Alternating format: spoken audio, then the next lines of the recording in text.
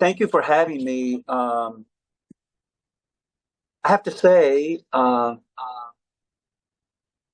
not really ready to give this talk for various reasons. Not for lack of not for lack of writing up a bunch of notes. I think I have really pretty good notes, and there's a delay in my phone, so it's a little awkward. I have a lot of notes, but I'm not sure they're organized in the right way, ordered in the right way. But what I mean is I'm not quite ready to give this talk because it's about something that I'm in the middle of. And actually, several people that I know are in the middle of this same process. And I'll describe what it is in just a moment. The last time I met with you guys was in April, and we spoke about Vichara in a very general way. And now I would like to speak about Vichara in a very different way, or at least one that we don't often, in a way we don't often speak of it. Now it's interesting because, but anyway,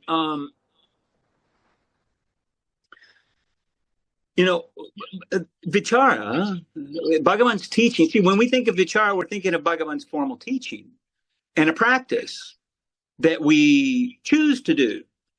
But actually, that wasn't how it originated for Bhagavan. In other words, he didn't make up his mind one day that he was going to contemplate death. The fear of death, the experience of dying came to him spontaneously, and he responded with Vichara. And that's how we got this practice. Now, I'm calling that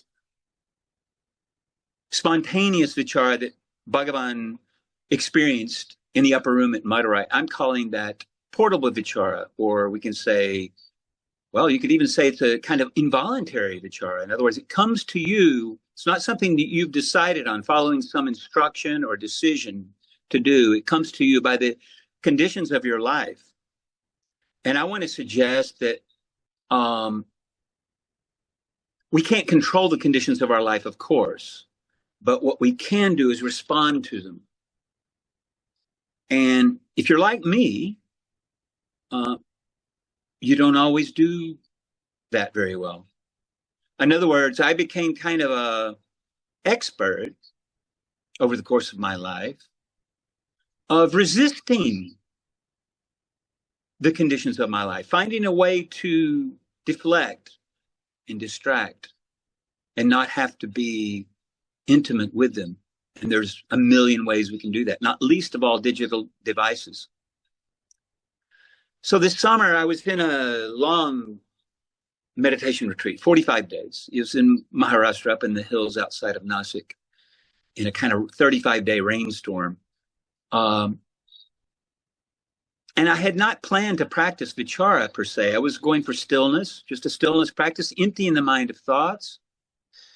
And I found myself in places of stillness I'd never experienced before, perhaps because of the length of the retreat. It was very intense, sitting, I was probably working about 19 hours a day. And on some of those days, there wasn't a minute that I wasted, because the intensity of the struggle was such that I had to stay close to it day in and day out. And I was quite surprised that I didn't become exhausted. In other words, the energy for the next day came from the insights and the breakthroughs of the previous day, even if there was a lot of struggle associated in those hours of struggle. But anyway, basically what I found myself doing was Vichara, but not intentionally. It was unbidden. It was, as I began to look deeply into my own heart, I found the wrinkles there and things that didn't conform to the person I thought I was or think that I am, and my ways of presenting myself to the world. And so that conflict was very, very disturbing. And I found it very, very challenging, some days extremely challenging, but also very transformative. So I made up my mind during that retreat that when I came back to Tirunamala, I was going to guard against resorting to the kind of defenses, the kind of deflections or distractions that I had employed as a matter of habit over the course of my life. And so I'm being very intentional about keeping that window, so to say, to the heart open, that vichara window, you might call it. And this window, what I'm calling here portable vichara or spontaneous vichara, was born of the conflict that came between, as I've said, between who I thought I was and what I was seeing in my own heart in this retreat. And I think that's a little like what happened with Bhagavan. He had an understanding of who he was as a 16-year-old boy, and then suddenly there was death on his doorstep. Now, in his case, it was very simple, arguably because he was a ripe soul, exceptionally ripe. So what he did in a few minutes, it may take the rest of us, or at least someone in my case, a whole lifetime or many, many lifetimes. And he was able to complete the work, really, in just a few minutes. But still, I would argue,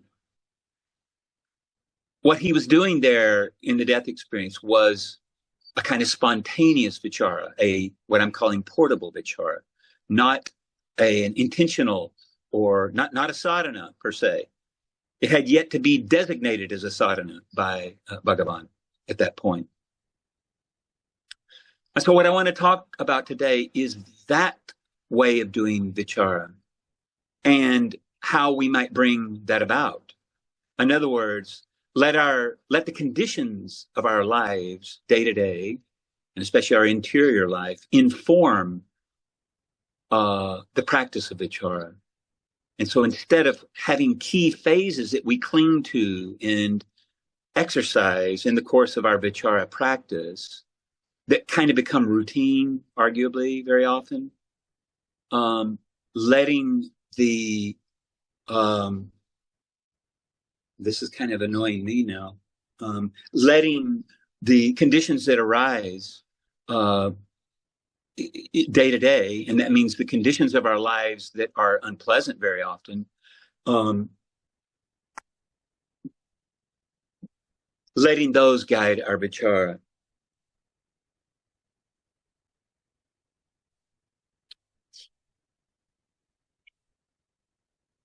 I've got all these notes, but they're not in a very, very good order.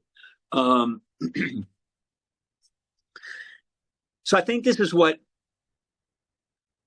think this aspect of vichara, which is not really talked about in the formal understanding, when people commonly talk about vichara, it's a formal practice, and the element of suffering or conflict is typically not mentioned.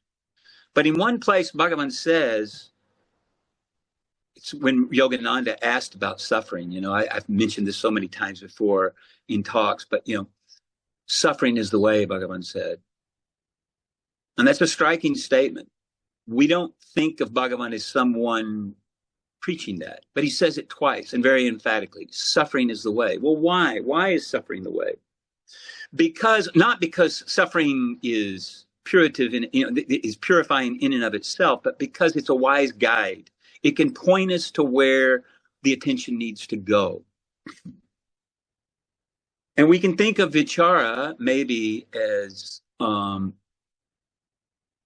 we can think of there's two options in our life in the way we use our attention. One is we put the attention inwardly, focus the attention inwardly, or we focus it outwardly. Bhagavan says this. He says, if you do not practice Atma Vichara, then Loka Vichara creeps in. So that would suggest, again, this two options. I think what he means here is there's really a choice between the world and the heart, the spiritual heart. And what is the world? The world is the senses, the six senses, which includes thought.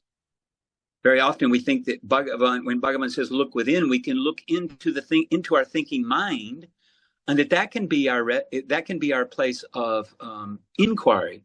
But no, for Bhagavan, the thinking mind is sense indulgence, is outwardness.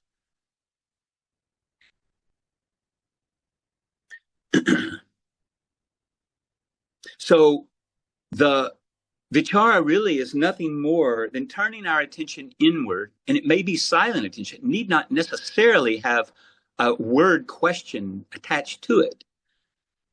Arguably, the word question, the words are of the mind. The phrases, really, those are kind of have an egoic origin, arguably. So we're using the words to end words, to stop words. We're using thoughts to turn thought back on itself. That's what this the inward vichara is, what Bhagavan calls Atma Vichara.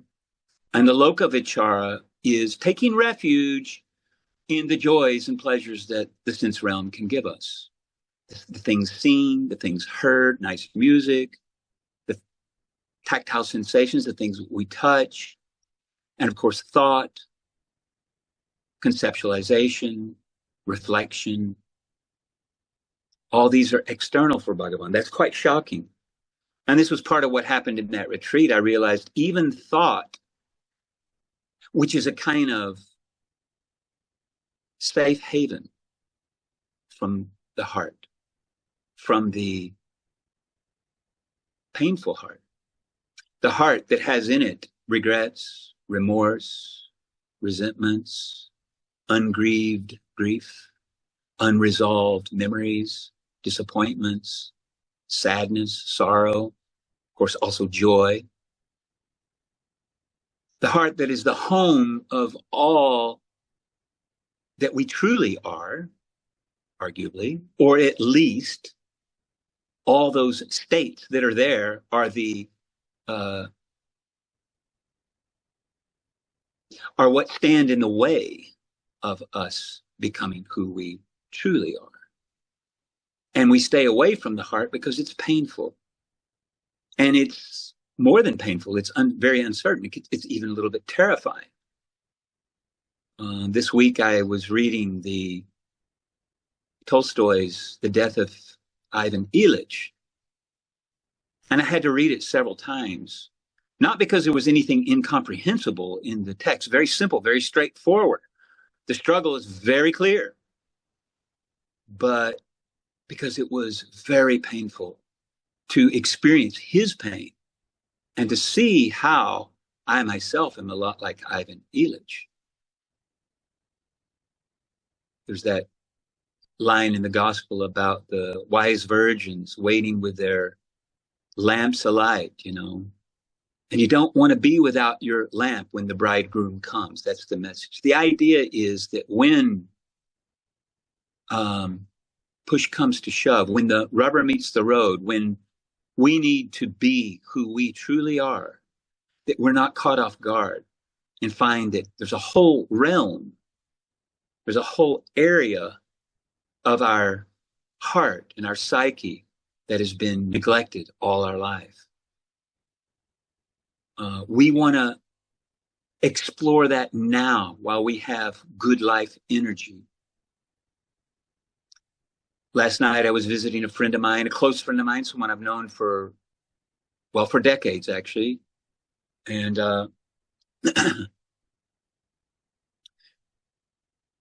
he's suffering a terminal illness, bravely, very bravely. And he's a Bhagavan devotee, a true devotee for 50 years. And he's doing the work. He's following Bhagavan's path radically.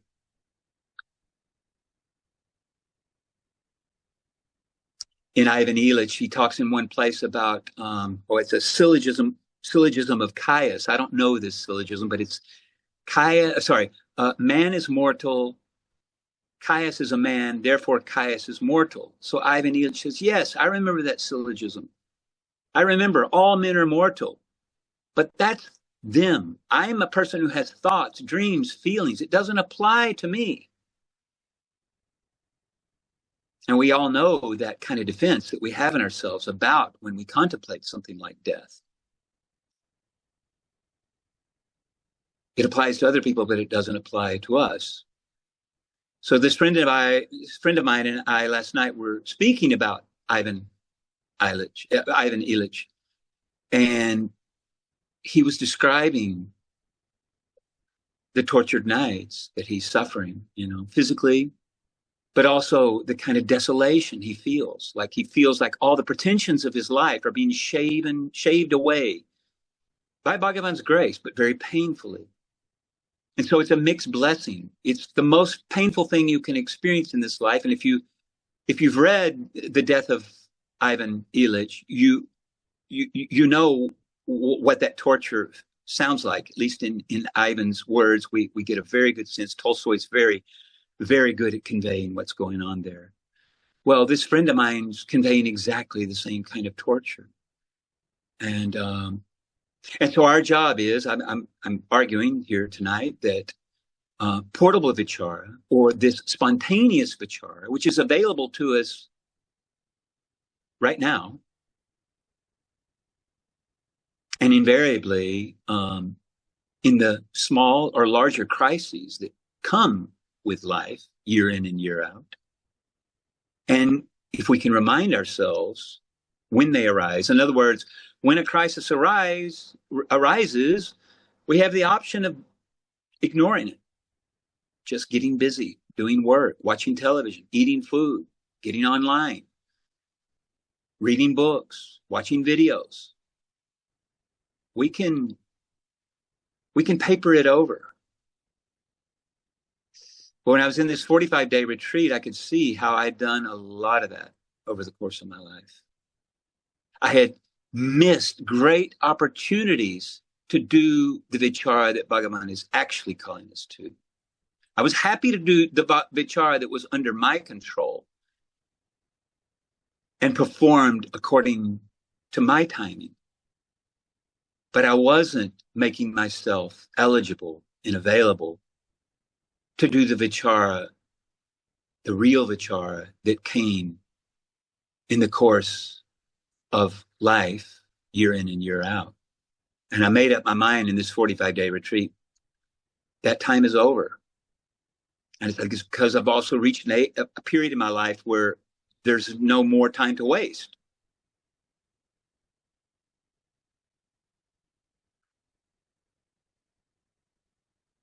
So portable vichara, part of what it is, I would argue, or the vichara that, well, let's just say vichara, it doesn't have to be portable,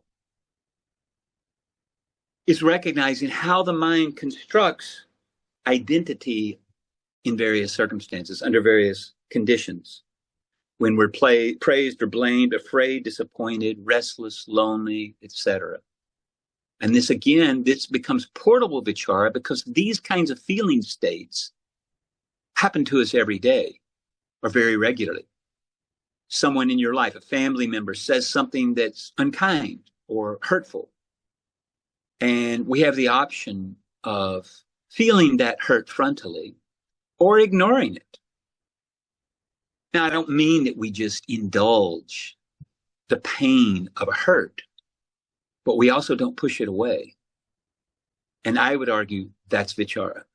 That's a portable vichara. That means we have a moment, an opportunity rather, to look at a reality within us that's connected with our deep heart and is a portal, by the way, to our deep heart.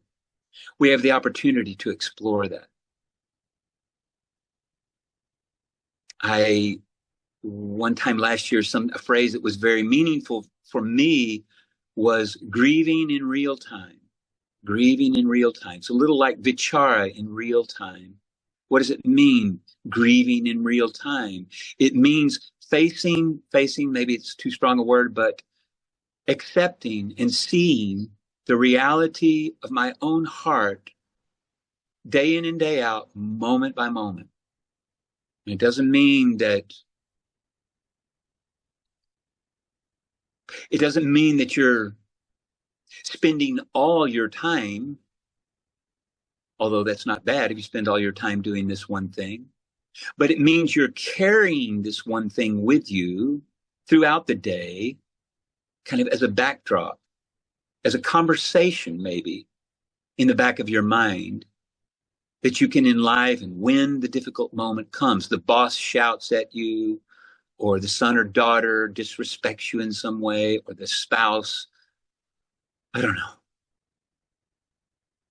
Yeah, again, said something hurtful.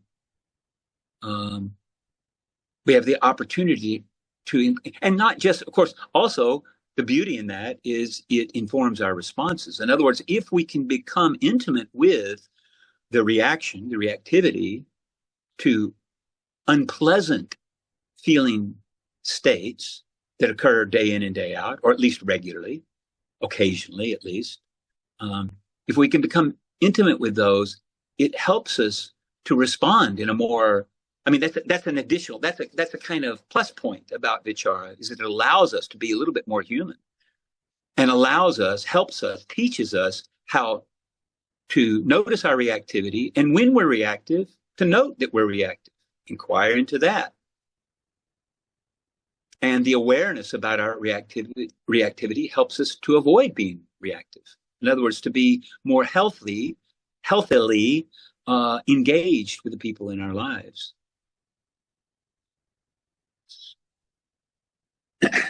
Mark Twain once joked. He says my life has been filled, is a series of misfortunes, most of which never happened.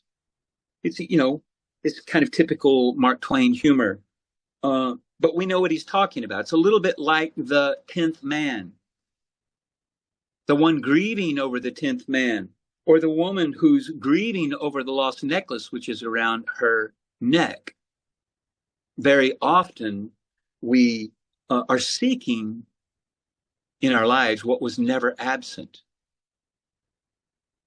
We're seeking in the wrong place what's not missing. Because we're outwardly focused, in other words, because Vichara is not functioning well in our lives, we're trying to fill the gap, the hole left by the absent heart. By the way, the heart's not absent, we're absent. We're not attending the heart, and we feel that sense of vacuity, and that's the egoic life. I think that's what makes ego such a tragic figure. She promises everything, but can't deliver on anything because there's no such entity, Bhagavan tells us. So the work of Vichara, whether in this portable way I'm speaking about it, or in the more classical sense, is the investigation of illusion born of ignorance. And of course, for Bhagavan, the most fundamental of these is the ego itself. The ego is really just the personification of illusion or ignorance. Or, if we put it in the terms we were just speaking about, born of the blindness caused by looking outward for what can only be found inward. And that's it. It's that simple. If we get that, and this is kind of what happened for me in 45-day retreat, I knew this all along for years, but for the first time I was like, wow, maybe it's time to really respond in a meaningful way to that simple, very, very simple Upanishadic teaching. Remember in the Katha Upanishad, it says the Lord kind of tricked us. He positioned himself, she positioned herself inside our heart, but had all the senses facing outward. So we're inclined ever to look in the wrong place.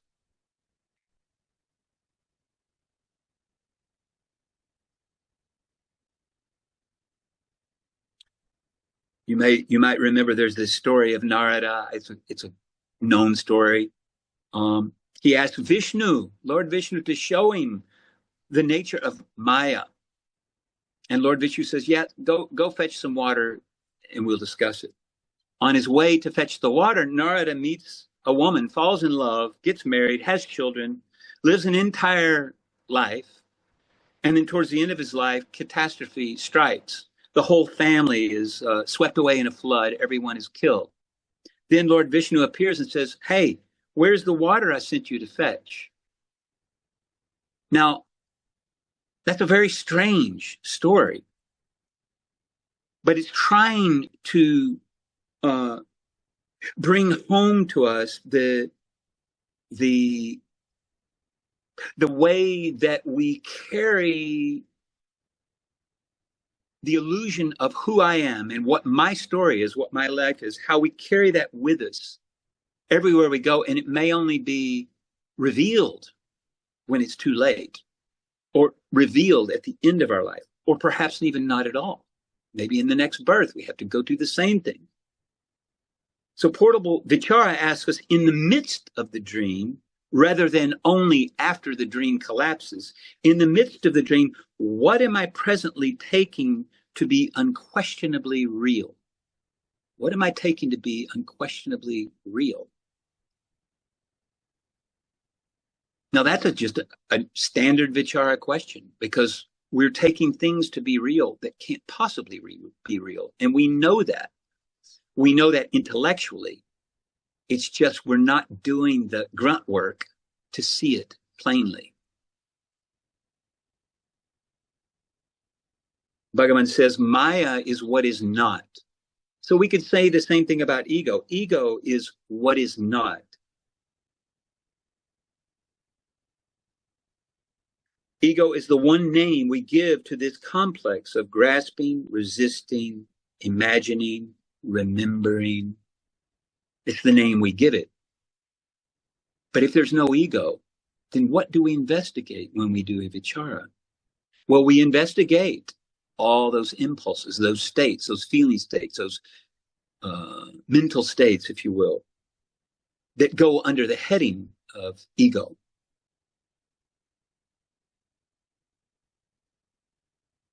So we can imagine, we can think of ego psychologically as the mind's continual effort to seek the pleasant and avoid the unpleasant. And it may be, I mean, look, we can just say it, just, because we're in the modern scientific age, it may be as simple as hardwiring. In other words, we create the ego. The reason it's so universal, the reason it's in every culture in the world, is because it's neurobiology. We're prone to seek an endorphin release regularly, perhaps even to maintain our homeostatic equilibrium, physiological, psychological equilibrium. We want that endorphin release. A friend of mine who's a writer, for the first time he's writing for, he's a neuropsychologist, but he's writing for Hollywood. He's never done that before. He's written elsewhere, but not for Hollywood. And he told how in Hollywood, for the TV series, they want you to have what they call a turnaround every minute, once every minute. So he's writing programs that are 47 minutes of drama, and you got to have 47 turnarounds. What is a turnaround? A turnaround is where the plot or the story or the narrative is unfolding in one way, and then comes a surprise moment every minute. And so as a neuropsychologist, he says, well, it's very clear what that's about. It's about an endorphin release. So you want a program with 47 endorphin releases. So there's an example from from industry that is conscious about, how to make its product attractive, successful, according to endorphin releases. Of course, the precise mechanism is not that important. It's just that we want to recognize that wanting distorts perception. And when we look at the world, if we look through the world through rose-colored glasses, the world looks rose-colored. When we look at the world through egoic conditioning, everything seems to be organized around me and mine and what I want. And we know that psychologically, we know that intellectually, but what that's telling us is that there's a very fruitful field for inquiry by virtue of the fact that we employ this thing called I, and it can't be true, Bhagavan tells us. We also know that. And yet it's the overlay, it's the filter that's with us day in and day out, moment by moment. So it's not as though, well, I would love to practice inquiry, but there's nothing that I'm curious about. Well, we probably want to try and be curious about that because, well, for Ivan Illich, it didn't go well when he had to face the reality within. That filter started to look very, very unattractive, and the conflict between the life of that living with that filter and the reality that was facing him in the last 3 months of his life was huge.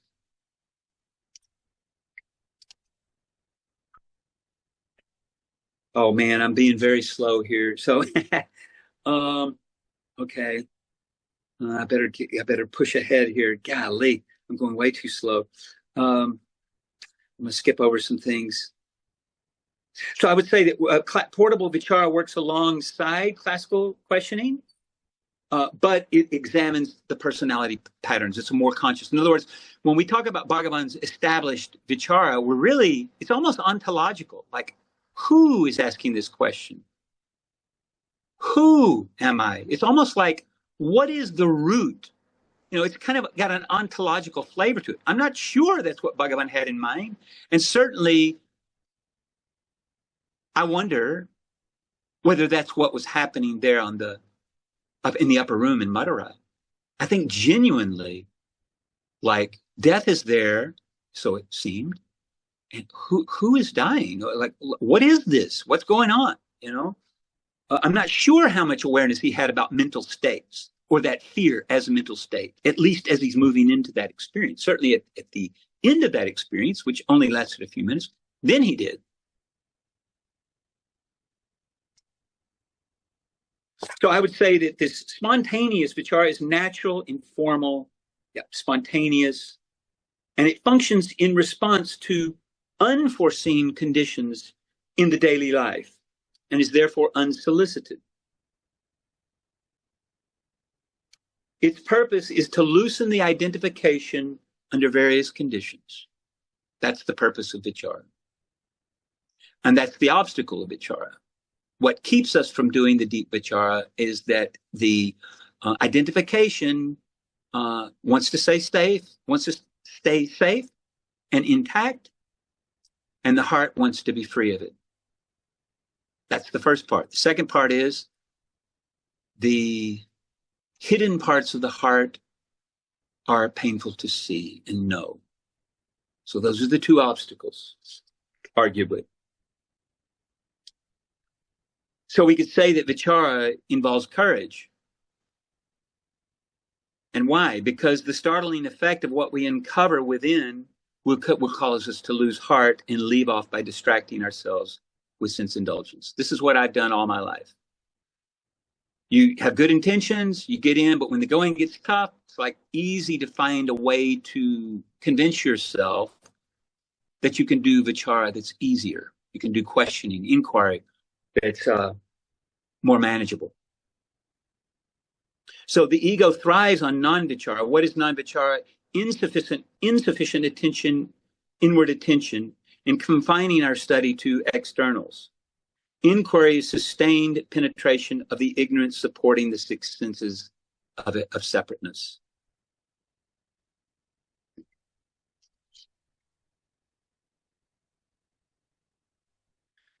What appears, as the ordinary movement of thought subsides, the mind becomes quiet and its veiling power weakens. What appeared to be a continuous ego begins to be seen as a succession of I thoughts tied to the changing mental conditions. So there's the deception. We think of ego as continuous, therefore we think of it as something solid.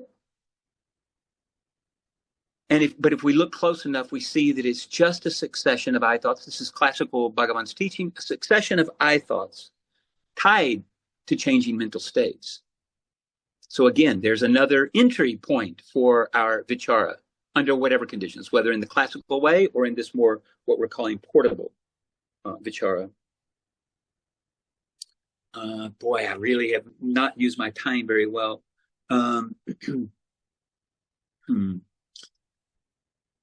Okay, I'm going to skip ahead a little bit. I'm leaving out Bhagavan quotes. I'm leaving out a lot of things here, but I'm being too I'm being too wordy.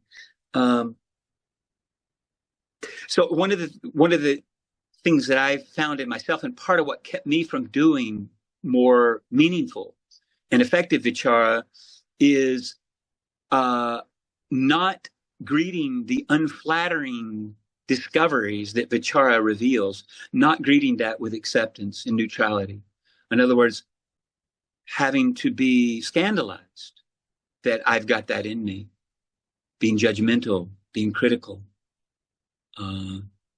non-accepting of myself. And so what I came to see is that the first step in practicing real, true vichara is commitment to accepting whatever unflattering, unsavory defilements, impurities, whatever you want to say, unflattering aspects of oneself that we discover, to be neutral in the face of them, and actually to be grateful that we're uncovering them. And it's quite amazing when you're able to do that. You feel grateful for seeing your brokenness or your pride or your selfishness or your greed or your anger or your hatred or your wrong things you did wrong in the past, the way you treated people in your family, or any number of regrets you might have. You feel grateful for seeing them, even though it's painful. You feel grateful because that's the way you heal them, and that's the way you heal the one who had made those mistakes. But non-judgmentalism, that means encountering those neutrally, is absolutely essential. So the American psychologist, it's our Carl Rogers, got the quote somewhere, where is it? He says the paradox is only when we can accept ourselves fully, then we begin to change. And that speaks to that aspect of a defunct inquiry practice. A defunct inquiry practice is where we do the kind of lip service of vichara without actually digging deep. And the reason we don't want to dig deep is not so much because of what we might find, but because we won't like what we find. In other words, we'll reject ourselves and we'll criticize ourselves and judge ourselves. And so what he's saying is that paradoxically, only when you accept yourself, and it would seem if you fully accept yourself, then there's nothing more to change. But no, only when you fully accept yourself, then you can change. And that is it. I mean, that phrase, I've used it for years. It's helped me so much because it's recognizing that non-judgmentalism, kind of almost like a compassion or a kind of empathy for the heart, for the self, a non-critical approach to the ugliness that you uncover within. It has to be there. And that's the first step. Because if it's not, as soon as you uncover something that's not very flattering, then the mind, if you judge that, then the mind in the future will not allow your vichara to be revelatory. It won't allow those things to come up because it's too painful. I mean, look, having to see things neutrally is also painful, but it's much less painful than discovering them and rejecting yourself for it, or abusing yourself for it, self-flagellating, and then later finding that your vichara is dead in the water, doesn't function. Oh man, there's a lot of things I'm skipping here. I'm going to just skip over. Maybe I can come back. We'll see.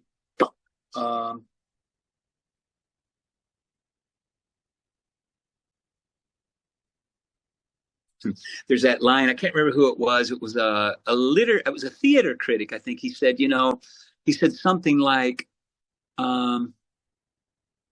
was talking about works of art. He said something like, perfection, artistic perfection, is not attained when there's nothing left to add. Perfection is attained when there's nothing left to be taken away. And Bhagavan says this about the human person. he warns against us imagining that perfection consists in adding something to ourselves. And this is where knowledge, we read our books and we do this so that we can become better. But he says that anything that comes in time is of no value. It will go in time. Our work is to uncover what has always been there. Freedom lies rather in removing what is extraneous. That's Vichara. That's the work we're on about. Removing the extraneous. And what is the extraneous? It's all that we're armored against in our own heart. That's the extraneous. We don't have to have it there. There's nothing that demands that we have that there except our fear of seeing and experiencing what doesn't match the image we have of ourselves and therefore is painful. So Bhagavan says, what are the worldly experiences but those built up on the false I? Ask the most successful man of the world if he knows his self. He will say no. What can anyone know without knowing the self? All worldly knowledge is built upon such a flimsy foundation. And that's the story of my life. And that's the recognizing that is the first step, arguably, in following Bhagavan's path of Vichara. Even the correct teaching, even if we imagine that we've got the correct understanding of Bhagavan's teaching, we've arrived, we understand fully what Bhagavan is leading us to, if we cling to it as an identity, it becomes egoic. It's very interesting the way that our breakthroughs, you'll know this in your own life. You have an insight. It could be from reading a book, or it could be in the meditation setting. You have a breakthrough, and the old delusion is over and done with. You don't have to use that delusion anymore. You're free of it. And you arrived at the next stage of understanding, that discovery that lies beneath the delusion. And you cling to that as reality. But what the tradition is saying, anything we cling to can't be it. And even no matter how liberative that discovery is, it becomes itself a delusion down the way. Because ego's latched on and said, mine, my knowledge, my discovery, my insight.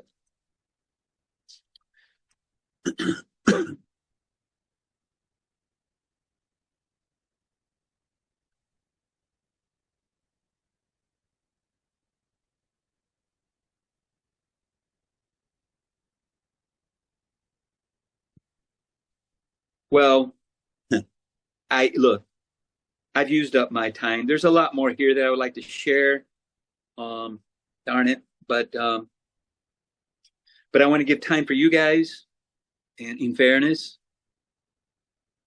So I'll just read a couple of things towards the end here that I've written in my notes. I said this last time about St. Paul writing about the sting of death. I don't know why that sticks with me, but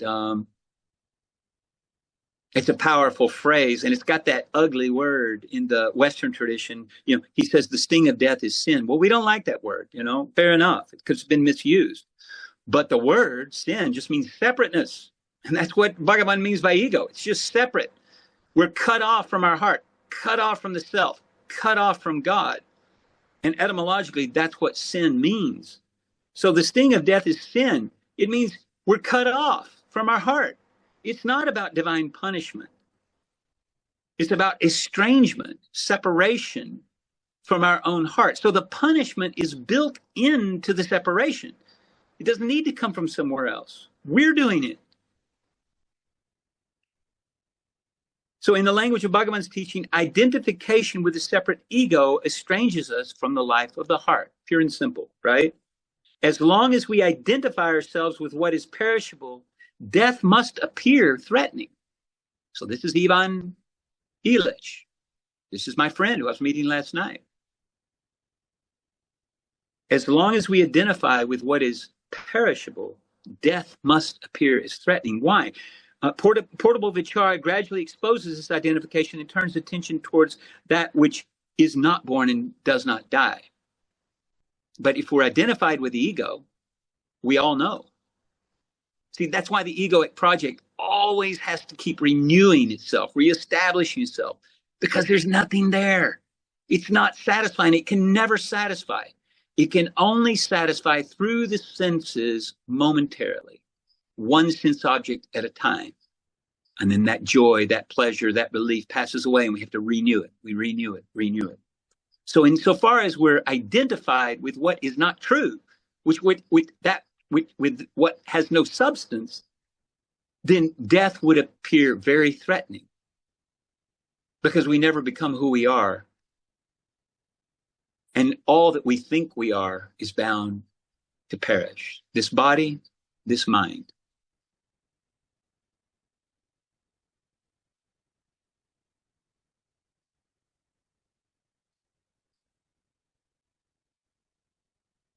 Each moment of clear seeing weakens the reflex of identification. Each recognition makes the next recognition easier. Gradually, lucidity becomes a more continuous feature of our inner life. Again and again, inquiry invites us to turn from the content of the egoic story towards the one who appears to be living it. As this movement becomes natural, daily life itself becomes a field of practice. Now that's the portable vichara. In other words, this kind of vichara that I'm talking about today can and should, arguably, inform every single aspect of our life. It's easy to do. No, it's not easy, but I mean, it's doable. Every reaction, attachment, disappointment, and joy can point us back towards the source. What once served to reinforce the separate self becomes the means for seeing through it. That's the clarifying power of a portable inquiry practice. So I'll leave it there, even though I had to skip a lot of stuff. Sorry for going on so long. I'm going to turn it over to you guys and let you share any insights you may have about this subject. Thanks very much, Michael. That was really very, very enlightening. Yeah, I wonder whether we'll get to questions. I mean, one can say portable vichara, but really what you're talking about is an everyday practice, moment to moment. Yeah. That's just a sort of, yeah.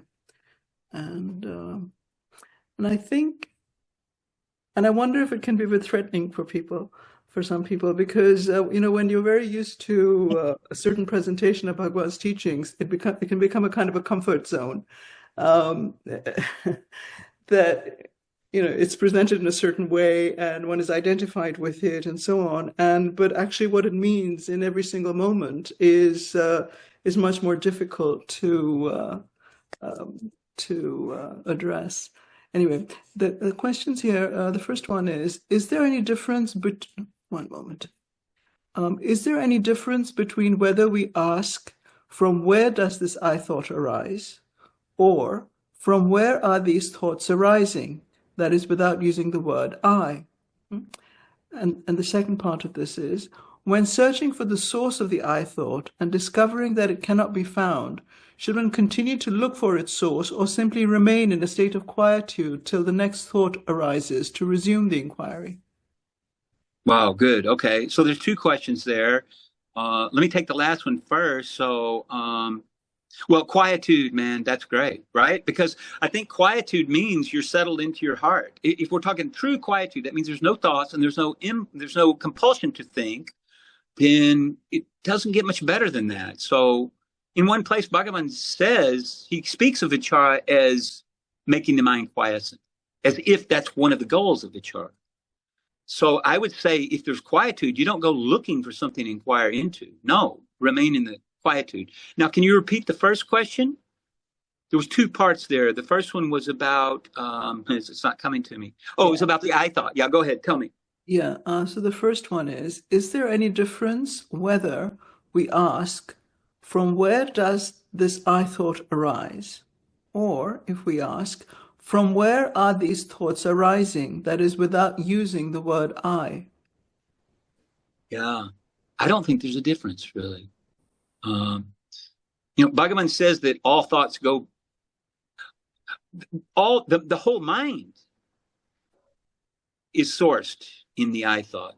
And arguably, all thoughts reference the I, arguably. Not necessarily grammatically, but all thoughts have a explicit or implicit reference to the I. So they're really, see, it's funny because I have to say, and we can argue about this, or you can disagree, but at least in my own life, I view my thinking mind, my compulsive thinking mind, I would say, as a defense mechanism, as a kind of dissociative mechanism. It's a way of insulating myself from the discomfort of my own heart. Or if you want to put it in psychological terms, from the poignancy of early life wounding. So it's a way of defending against pain. And when I'm quiet, I'm in the place of pain, and it is not really painful anymore. So that's the beauty of this practice. But I think first of all, it's not intellectual. In other words, we don't need to worry about the wording. We just need to worry about the direction. It's like the fly on the glass, it's desperate to get to the sun on the other side of the glass,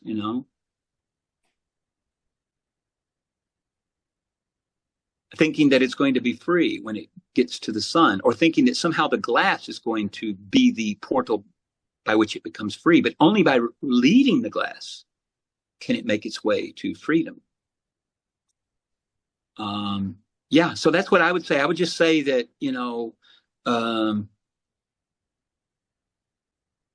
thought can't take us there. The tradition tells us thought cannot take us there.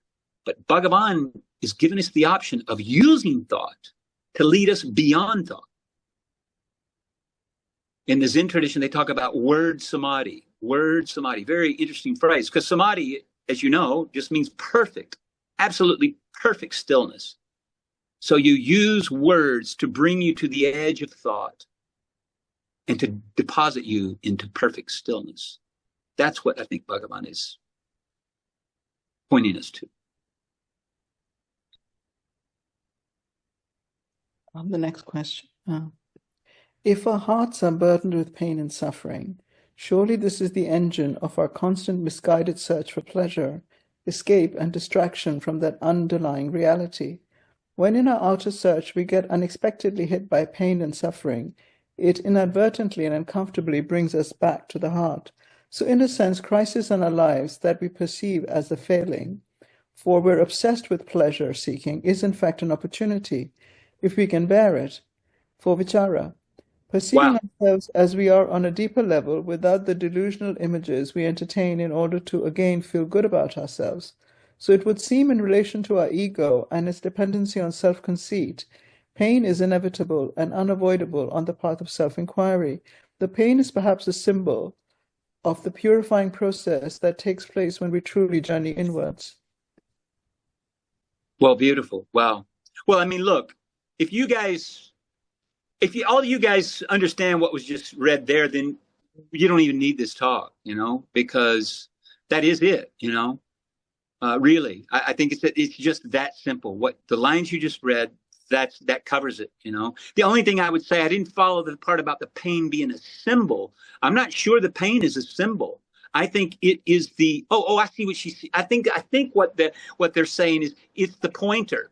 Yeah, okay, that's right. It's leading us to the place that we need to attend, that we need to inhabit, we need to become intimate with. So if that's what's meant by symbol, then yes, I'm in perfect agreement with everything that you just read. That's amazing. But that's very insightful. That's someone, to me, who the questioner there is somebody who's doing vichara very, very effectively, arguably. The next question. Bhagavan says you need a thorn to remove a thorn, and there is still a practice, doing a practice. So my question is, at what point, if any, does the practice start to do more harm than good? in continuing to reinforce the notion of a separate self?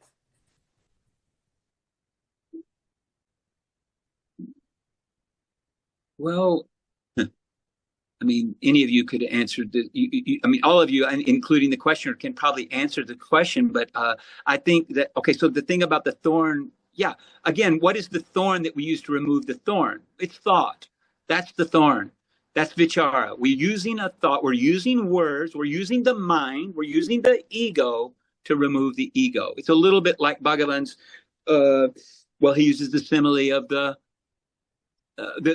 stick at the funeral pyre. I don't know if you've ever seen this, but a friend of mine was cremated last year, and I saw the guy having to move the body with, and it's a very large stick, huge, must weigh, I don't know, 20 or 30 kilos, but I saw the first time. Even though I've been to many cremations, this was the first time I saw that stick being used. And yes, it does get thrown into the funeral pyre because it's thrown into a funeral pyre afterwards. But it's interesting because I think sometimes we can use the stick of the funeral pyre. In other words, the stick is a metaphor for the ego. We can use the ego to do away with ego, and then the stick gets thrown into the fire and burned up itself. But we can also use that stick, or I'll say it like this. I've used that stick before, not to see that all the defilements get burned, but to see precisely that they don't get burned. In other words, I go through the motions of a vichara or a spiritual practice, attempting to sustain and maintain the status quo. But that's not exactly the question that she's asking there. I'm not sure if it's a he or she, but whoever it is, the questioner is asking, can the practice become?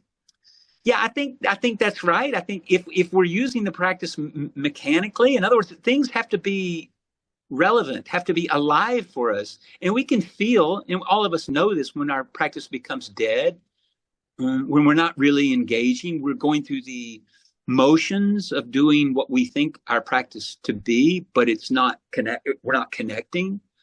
I think that's inevitable that we go through those periods. I don't know what else to say. I think it's inevitable that will happen. But recognizing when it's not working, that's useful. And then trying to figure out why it's not working and try things differently,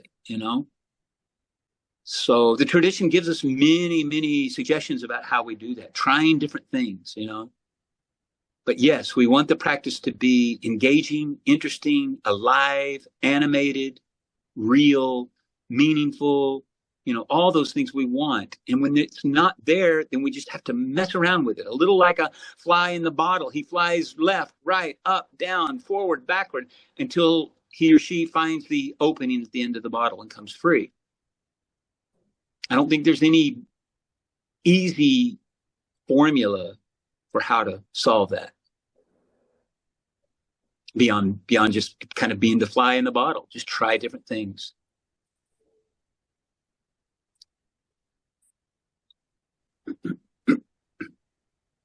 Yeah, I think it is a problem of sort of getting stuck in the practice in a certain way, isn't it? Or in Bhagavan's teachings, it becomes a kind of ideology, a sort of thing, rather than something which is alive, a practice applied to our everyday lives and to all the nasty little things that go on in the mind. And, anyway, the next one. Well, I mean, I want to agree with you there, Shalini. I think that's super important, what you just said there. Yeah. And it was a really important moment for me in my life when I came to recognize, oh, you mean Bhagavan's teaching is not a philosophy, it's not an ontology, it's not a doctrine, it's not a school of Advaitic thought. It's a heuristic device, it's a method, a path, and it has only one purpose, and that is to free up the identification with the separate self. To loosen, do anything we can to loosen and gradually wear away, almost like a rough stone in the river that gets worn away and smoothed out over time through repetition, arguably. And here's the thing about vichara: we can inquire into a samskara, or some personality issue and see it very clearly how things are. and yet it comes up again. So doing it once is not enough. We may have to use the same vichara method on the same samskara many, many times, and but it helped me a lot to remember I'm not after what I'm not needing to do. What I want to avoid doing is making Bhagavan's teaching into a philosophy that needs to be understood with the mind intellectually, rather than living it as a path that's to be followed, so that the one who thinks he knows, in other words, it's not about knowing more, it's about being free of the knower.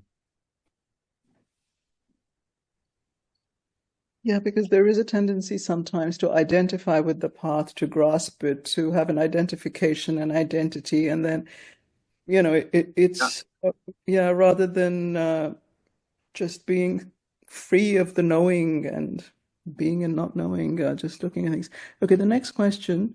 Michael, do you have some advice on how to sustain self-inquiry when doing intellectual work? In my case, the attention is often captive in the object of work.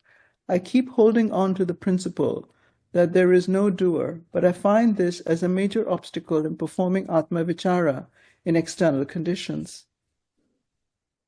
Wow. I'm not sure. But, the tradition doesn't like us doing too much intellectual work, because the intellect is kind of a little bit of an obstacle. I know, at least what I have to do is learn how. Okay, so I'm kind of doing similar work to what the questioner is describing, and learning how to turn it off, through meditation practice, And so for me, it took a very, very long time and a lot of meditation retreats to learn how to do that. And I don't say that I'm perfect at that now, but I can do it. There were many, many, many long years where I couldn't do that at all. And so I remember when I first started practice, this is going back maybe 35 years ago, I was giving the suggestion, the advice, the instruction to stop reading. So I stopped reading for 7 years. And it helped me a lot, Now I do read, but I just mean, I think while we're doing intellectual work, golly, I don't know. I'd have to think about that. I don't know. I'm doubtful. Yeah. But again, if we're aware, in other words, if we can see thought as thought, and if we have the awareness of the work we're doing, which involves thoughts, I would argue that is vichara. So, that might be possible. But think about it. Like we think of the thinking mind as a tool, and that intellect is part of our makeup, and it has a place. So when we're engaging buddhi or the intellect or thought, we're not necessarily supposed to be doing vichara at that time. It's kind of okay. It's like when you're in deep sleep, you're not necessarily doing vichara. That's also okay. So I think there may not be a conflict there, except if you can't ever turn off the thinking mind. Then meditation retreats are going to be needed, or some way of some kind of sadhana, regular sadhana that allows you to move towards settling the thinking mind. There's a comment and then 2 questions. The comment is, Michael, your clarity and insight is very beneficial to the teaching, and it's perplexing as to why you don't have a regular satsang. You want me to respond to that? Well, it's addressed to you, Michael. So okay, so I don't know. It never occurred to me to do that, and I also don't really feel called to do that,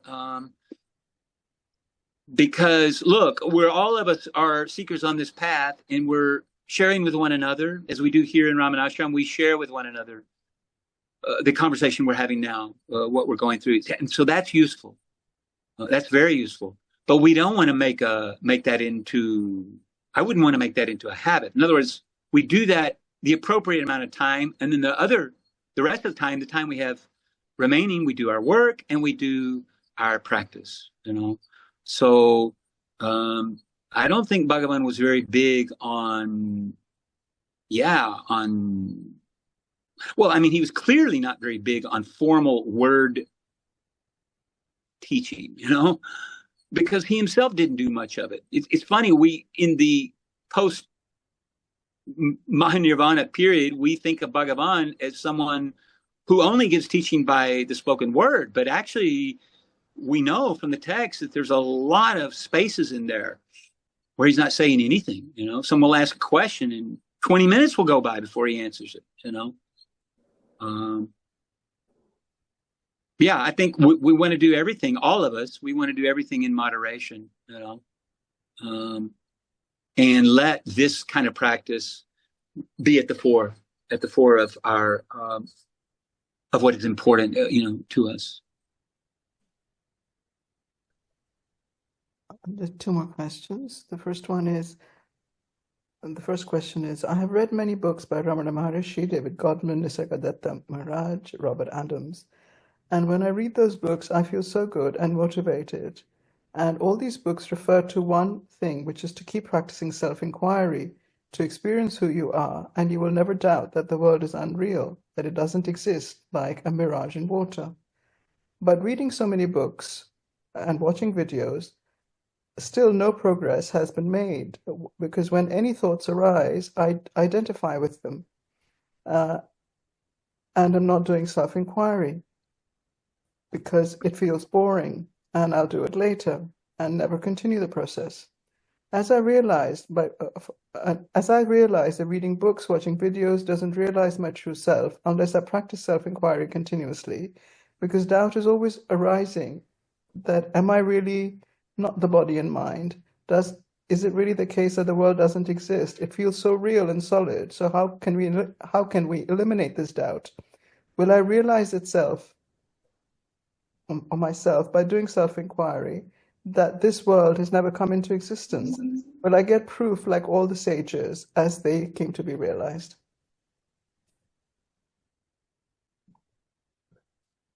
Well, there's a lot there. And I appreciate that question, because I think a lot of people, the questioner is kind of describing a sort of a kind of stuckness maybe. And a lot of us, probably everyone here can relate to what was just said. And again, I think my own infatuation or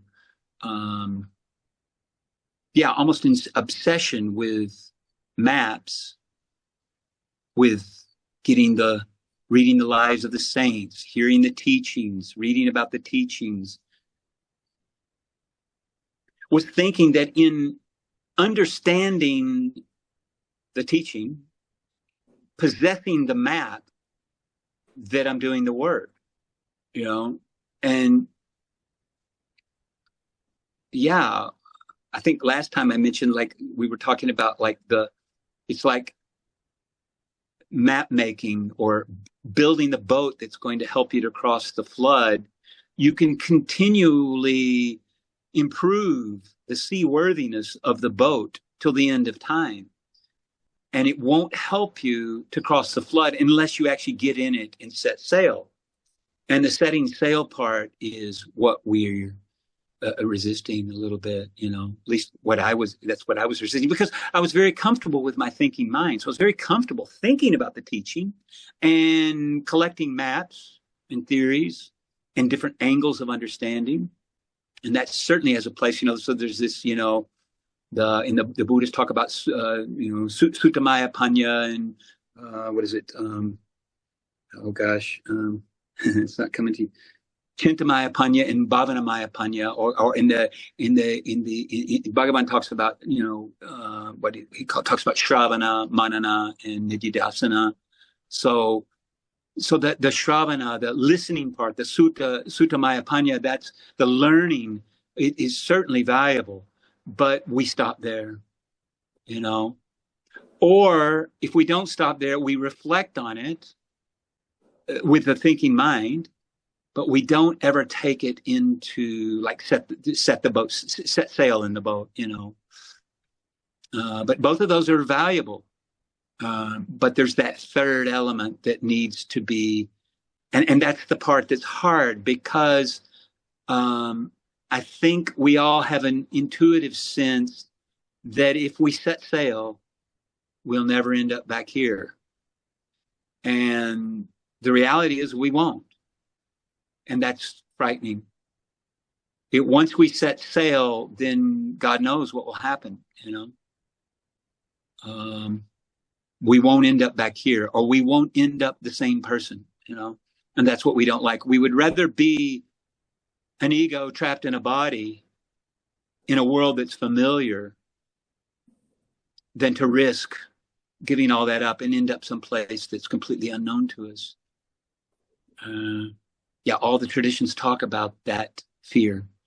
But that's what we have to nudge ourselves into. And that's what, like when you do, like what I did, this 45-day retreat, it was structured. There were other people doing this work, and you set sail, so to say, together, and you feel some confidence that, it's still a little scary, but you feel some confidence that, okay, I can do this, But to me, what the questioner recognizes already what they need to do. They got to take up the practice. Now, the questioner mentioned boredom. So it's very interesting, because boredom in the tradition is understood as the obstacle related to restlessness, remorse, regret. It's considered in that constellation of hindrances, what Bhagavan calls the avaranas, restlessness. And the restlessness is thought to be, by many in the tradition, to be related to regret and remorse over things done in the past. And I know in my own life, I got hung up there very much, and I had to just do the basic stuff of cleaning up my life, just the way I thought and acted and behaved, and just like being like a good schoolboy. I didn't want to be, I was rebellious when I was a schoolboy. So then I had to kind of train myself into can you just get on board with following the rules, so to say? And because that's what the tradition teaches. And interestingly enough, that regret and remorse fell away because I was, so to say, following the rules. And I don't mean it in a Pollyannish way, but I just mean that when we live dharmically, when we bring our attention to doing what is right, we treat people right, we treat ourselves right, and we work on that, the remorse and regret aspect falls away, and then we're more enabled to calm that restlessness. But at least the Buddha, he says, the advice he gives for dealing with that, the boredom and the restlessness, is cultivate, what does he call it? He calls it, give me a second. He says, cultivate tranquility, stillness. So you put yourself in a situation regularly where you can still the mind and work with the restlessness. That's what I would say on that. The last question is, can mantra repetition be a tool for the portability you mentioned? Well, I mean, look, so what the classical understanding of mantra recitation is just stabilization. So stabilization, that's a little like what we were just talking about when we were talking about restlessness. So restlessness is the mind that's on the move. And mantra recitation is a stabilizing force. It helps us to stabilize the mind. So it's a great introduction, or a great stepping stone to meditation practice and vichara practice. So, and it is very portable, right? You can take your mantra with you wherever you go. So yes, absolutely. Why not? I did myself for several years. Yeah. Michael, some people have asked who've come in a bit late and so on, if there are any articles or videos or anything else which they can look at, read or watch that would help them to understand sort of everyday vichara, the portable vichara and so on. Well, you talking or if yeah. what I'm going to do, I'm going to take these notes and just use them. As I said to Chris Pegler last time, I was kind of a cheater, try to make use of everything to meet my publications needs, So I will put this in a Ramana reflection probably in the month of, so in the next week, in the 1st of September. Yeah. And that'll be more complete because I have to say I skipped through and cherry picked, and I'm not sure how coherent what I shared today was because I was precisely cherry picking through a selection of notes that was too long to present in this short time together. But when I do the Ramana reflections, I'll try to include more of it. Yeah, and hopefully in a more orderly fashion. Yeah.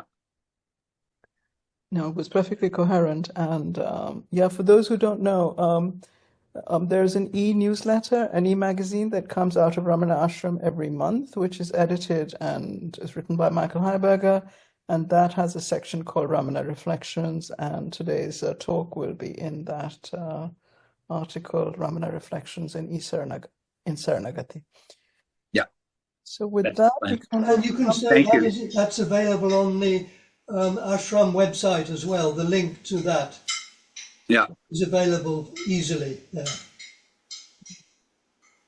And also it'll be available on saranagati.online. It's a website, the Saranagati online. That'll only be though after the 1st of September.